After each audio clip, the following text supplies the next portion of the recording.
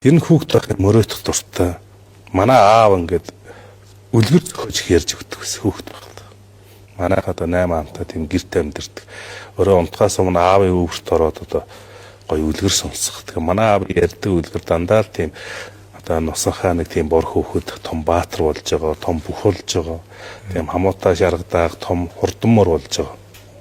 Тийм жишээнээр татаж үлгэр ярьж өгдөг. Тэр наснаас ахгүйдаад өөрийгөө мөрөөдөл дотроо зүүдэлж хондог, тийм хүн болж өөрөөрөө төсөөлдөг. Тэр нь хэд хоньны бэлчээрт хон мөн хариулж явах юм уу ийм хугацаанд ганцаараа байх үед энэ өөрийнхөө цолыг их дууддаг гэсэн. Тэгээд Монгол Улсын авраг мөнх бот гал ингээл ташуураа барьчаал.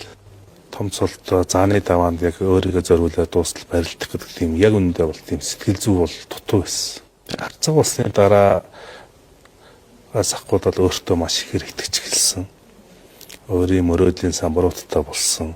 Өөртөө итгүүлэх мөнгөт би улсын наадам төрүүлнэ гэдэг зүйлийг иргэн тойрныхонтой болон өөртөө маш ихээр итгүүлж эхэлсэн. Тэр зүйл одоо яг мөрөөдлийн хүч болж бас тэр зүйлүүд хүргэсэн байх.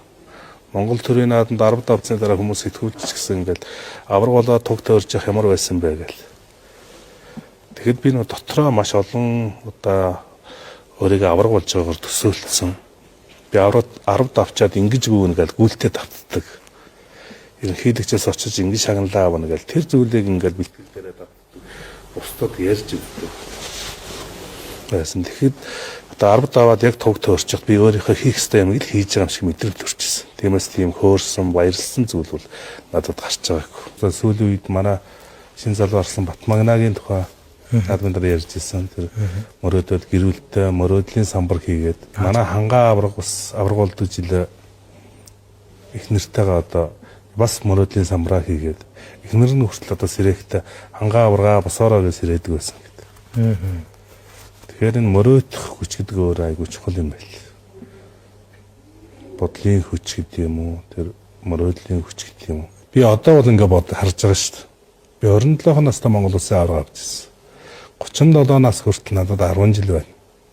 Би хамгийн залуу энэ цаг үеийн хамгийн бас том цолтой бүх болчлоо. Би бас олон жилийн хугацаанд бас ингээд зүүнээ манлаа болж барилдсан.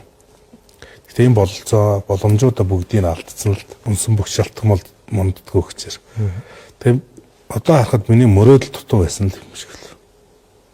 Би нэг л төрүүлж юм уу авраг болно гэж бодож байсан болохоос би их тэр олон төрүүлж дархан авраг болно гэж жишээ мөрөөдөж чадаагүй.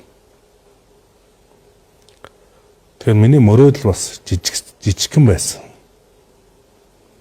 Би мөрөөдөлтөд хүрсний дараа тэндээ ханах тэгээд одоо маш олон зүйлүүд нөгөө мөрөөдөж чадаагүй учраас тэр дараад нь дахиад төрүүлэх хийх бол зүгээр хийоосон зорилгууд л байсан. Тэгээ мөрөөдөлгүй зорилго бол юмд хүргэдэггүй бас миний амьдрал дотор бас байдаг болов гэж бодож.